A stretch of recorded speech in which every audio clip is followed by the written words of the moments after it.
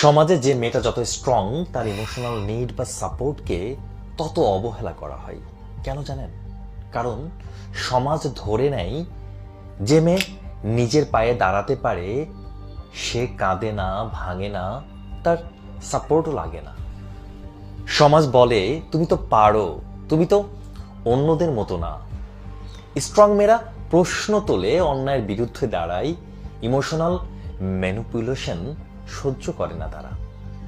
ফলে সমাজ ভাবে ওকে যত কম ইমোশনাল সাপোর্ট দেয়া হবে তত সহজে নিয়ন্ত্রণে রাখা যাবে।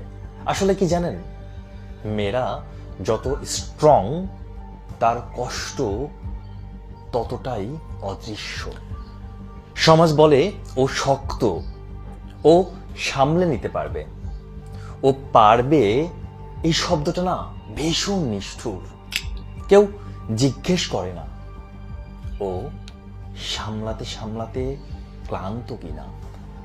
স্ট্রং মেয়েদের কাঁদতে মানা, ভাঙতে মানা, আর সাহায্য চাইলে বলা হয় এত ড্রামা কেন তোমার?